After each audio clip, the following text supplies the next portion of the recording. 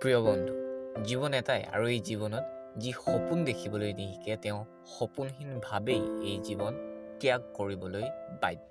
এই কথাষাৰ আমাৰ নহয়, এই কথাষাৰ এনে এটি ল'ৰাৰ যাৰ জন্ম অতি সাধাৰণভাৱে অসমৰ এখন অতি ভিতৰুৱা গাঁও, কিন্তু সেই ভিতৰুৱা অঞ্চলৰ সেই ভিতৰুৱা গাঁওখনৰ পৰা এদিন সি সপোন দেখে আৰু এই সপোনৰ পম খেদি এদিন সি সেই সপোন পূৰাও কৰে। পিছে এই কাহিনী ইমান সহজো নাছিল, কাৰণ সেই ল'ৰাটো আৰু তাৰ সপোনৰ মাজত আছিল অজস্ৰ বাধা, আৰু এই হাজাৰ বাধা নেওচি সি গৈ উপনীত হয় তাৰ সপোনত।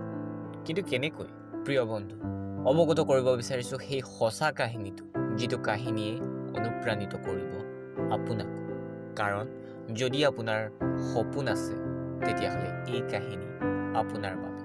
প্ৰিয় বন্ধু, অৱগত কৰিব বিচাৰিছোঁ সম্পূৰ্ণ গ্ৰন্থ সাৰাংশ মোৰো এটা সপোন আছে, য'ত খোদিত হৈ আছে দৰিদ্ৰতাৰ সীমা নেওচি আমেৰিকাৰ বিশ্ববিদ্যালয়লৈ যোৱাৰ এক জীয়া কাহিনী।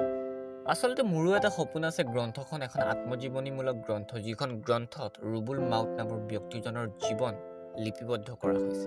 ৰুবুল মাউতৰ জন্ম অসমৰ এটা অতি ভিতৰুৱা অঞ্চলৰ এখন অতি ভিতৰুৱা গাঁও, কিন্তু এই ভিতৰুৱা গাঁৱত জন্মগ্ৰহণ কৰিও দৰিদ্ৰতাৰ লগতে হাজাৰ বাধা নেওচি কেনেদৰে ৰুবুল মাউতে সফল জীৱন গঢ়ি তোলে তাৰেই কাহিনী গ্ৰন্থখন। গ্ৰন্থখন 4টা ভাগত বিভক্ত কৰা হৈছে, য'ত লেখকৰ শৈশৱ, সংগ্ৰাম, সুযোগ আৰু লগতে লেখকৰ পিতৃৰ অসুখ এই 4টা খণ্ডত বিভক্ত কৰা হৈছে। গ্ৰন্থখনৰ প্ৰথম খণ্ড শৈশৱত লেখক অৰ্থাৎ ৰুবুল মাউতৰ শৈশৱৰ কিছুমান সৰু সৰু ঘটনা ব্যক্ত কৰা হৈছে। কেনে আছিল লেখকৰ অনুভৱ যেতিয়া অতি কম বয়সতে লেখকে পৰিয়ালৰ বিভিন্ন দায়িত্ব পালন কৰিবলগীয়া হৈছিল। লেখকৰ অভাৱ অনাটনে ভৰা প্ৰত্যেকটো মুহূৰ্ত, য'ত নাছিল এখন ভাল বিদ্যালয়লৈ যোৱাৰ বাবে প্ৰত্যেক দিনাৰ সংগ্ৰাম কেনে আছিল লেখকৰ। লগতে লেখকৰ সেই অনুভৱ কেনে আছিল যেতিয়া 6ষ্ঠ শ্ৰেণীতেই লেখকক সমাধান কৰিবলৈ দিয়া হৈছিল এটা 10ম শ্ৰেণীৰ অংক। লগতে এই ঘটনাই লেখকৰ পৰৱৰ্তী জীৱনত কেনেধৰণৰ প্ৰভাৱ পেলাইছিল। কিছুমান সৰু তথা অতি বিশেষ মুহূৰ্তৰে ভৰপূৰ মোৰো এটা সপোন আছে নামৰ গ্ৰন্থখনৰ প্ৰথম খণ্ড শৈশৱ। ইয়াৰ পিছত আহে দ্বিতীয় খণ্ড অৰ্থাৎ সংগ্ৰাম। লেখকৰ জীৱনৰ প্ৰথম দিনটোৰ পৰাই যেন সংগ্ৰামৰ সৈতে লেখকৰ চিনাকি, কিন্তু এই সংগ্ৰাম আৰু বৃদ্ধি পায় যেতিয়া লেখক লাহে লাহে ডাঙৰ হৈ আহে। বাকীবোৰ সংগ্ৰামৰ লগতে পঢ়া শুনাৰ ক্ষেত্ৰত লেখকৰ গাঁৱত একো সুব্যৱস্থা নাছিল, ফলত সেয়াও এক নতুন বাধা হৈ পৰিছিল লেখকৰ বাবে। কাৰণ মেট্ৰিকৰ কথা যদি কোৱা হয় তেতিয়াহ'লে প্ৰত্যেক বছৰে লেখকৰ স্কুলৰ পৰা 30 বা 40 জন ছাত্ৰ ছাত্ৰী এই পৰীক্ষাত অৱতীৰ্ণ হয়, কিন্তু ইয়াৰে 1 বা 2জনহে এই পৰীক্ষাত উত্তীৰ্ণ হয়। কিন্তু এই কঠিন সংগ্ৰামকো প্ৰতিহত কৰি এদিন লেখক গৈ উপস্থিত হৈছিলগৈ আমেৰিকাৰ মাছাচুচেটছ বিশ্ববিদ্যালয়ত গৱেষণাৰ বাবে। আৰম্ভণিতে লেখকৰ পৰিস্থিতি ইমানেই বেয়া আছিল যে মেট্ৰিক পৰীক্ষাৰ ফলাফলৰ আগমুহূৰ্তত লেখকে এয়া চিন্তা কৰিছিল যে যদি তেওঁ সেই পৰীক্ষাত উত্তীৰ্ণ নহয় তেন্তে আহিবলগীয়া সময়ত তেওঁ হয়তো কোনো বাছৰ কণ্ডাক্টৰ হ'ব বা কোনো হোটেলৰ বয় হ'ব। কিন্তু সৌভাগ্যবশতঃ লেখকৰ লগত এনে কোনো ঘটনা সংঘটিত হোৱা নাছিল। মেট্ৰিক পৰীক্ষাৰ পাছত লেখকৰ জীৱনলৈ এনে এক পৰিস্থিতিও আহিছিল য'ত লেখক হীনমন্যতাতো ভুগিবলগীয়া হৈছিল। কাৰণ লেখকৰ জন্ম হোৱা গাঁওখন আৰু লেখকৰ সহপাঠীৰ থকা ঠাইবোৰৰ মাজত আছিল আকাশ পাতাল পাৰ্থক্য, আৰু বহু পাৰ্থক্য আছিল লেখক আৰু তেওঁৰ সমনীয়াৰ মাজত, যিবোৰে লেখকক এটা সময়ত নিৰাশ কৰিছিল। লাহে লাহে সময় পাৰ হৈ যায় আৰু লেখকৰ জীৱনলৈও বহু পৰিৱৰ্তন আহে, কিন্তু এটা বস্তু লেখকৰ জীৱনত একেবাৰে স্থায়ী আছিল আৰু সেয়া হৈছিল অভাৱ। কিন্তু এই অভাৱৰ পাছতো লেখকে তেওঁৰ যি পঢ়া শুনা সেই পঢ়া শুনা আগবঢ়াই লৈ গৈ আছে। এটা সময়ত পৰিস্থিতি ইমানেই বেয়া হৈ পৰিছিল যে লেখকে চুৰি কাৰ্যৰ দৰে কামতো লিপ্ত হ'বলগীয়া হৈছিল। কিন্তু ইয়াৰ পাছতো লেখকৰ পঢ়াৰ প্ৰতি যি আগ্ৰহ, সেই আগ্ৰহ দিনে দিনে আৰু বৃদ্ধিহে পাইছিল। এটা সময় আহিছিল য'ত লেখকে এটা চাকৰিৰ বাবে নিজকে যোগ্য কৰি তোলে আৰু সেই চাকৰি লেখকে পায়। দৰিদ্ৰ জীৱন আৰু সেই জীৱনক পৰিৱৰ্তন কৰাৰ বাবে লেখকৰ ওচৰত এটা চাকৰি, কিন্তু সেই সুবিধা এৰিও লেখকে এটা সময়ত উৰা মাৰে পৰৱৰ্তী শিক্ষাৰ বাবে।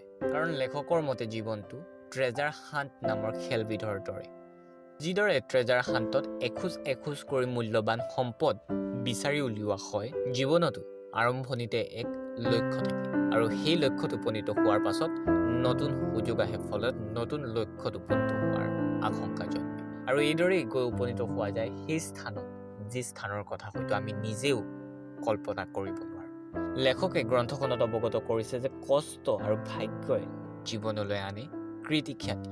এটা সময় আছিল যেতিয়া কৰিছিল লেখকে অতি কষ্ট আৰু এই কষ্টৰ ফলত এদিন যেতিয়া ভাগ্যই এই কষ্টক সন্মান জনালে, তেতিয়া লেখকৰ জীৱনত সলনি হৈ গ'ল সকলো। ইয়াৰ পাছত গ্ৰন্থখনত তৃতীয় খণ্ড, য'ত লেখকে অৱগত কৰিছে হাজাৰ কষ্টৰ পাছত লেখকৰ জীৱনলৈ অহা সেই সোণালী সুযোগবোৰৰ বিষয়ে। এটা কথা সঁচা যে সুযোগ তেতিয়াহে আহে যেতিয়া হাজাৰ কষ্ট কৰা যায়, হাজাৰবাৰ বিফল হোৱা যায় আৰু এই কষ্টৰ পাছত যেতিয়া সুযোগ আহে, তেতিয়া সেই সুযোগে পোহৰাই তোলে সকলো। আৰু এই গ্ৰন্থখনৰ লেখকৰ লগতো যেন হ'ল এনেকৈ জীৱনৰ প্ৰত্যেকটো মুহূৰ্ততেই অভাৱ আৰু এই অভাৱৰ সৈতে যুঁজি আগবাঢ়ি যোৱা।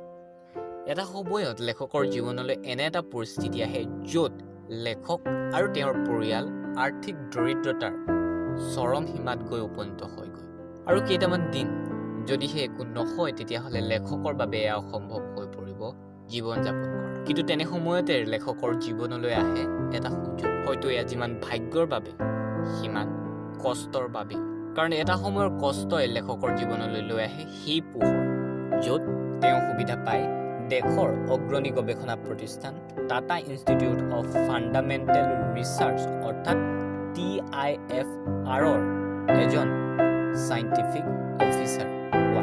এয়া আছিল লেখকৰ জীৱনলৈ প্ৰথম পোহৰ, কিন্তু ইয়াৰ পাছতো লেখক সন্তুষ্ট হোৱা নাছিল সেই ট্ৰেজাৰ হাণ্ট নামৰ খেলবিধৰ দৰে, য'ত এটাৰ পাছত আন এটা সুযোগত উপনীত হোৱাৰ লক্ষ্যই লেখকৰ জীৱনলৈ আনিছিল নতুন আকাংক্ষা আৰু লগতে অভূতপূৰ্ব সফলতা।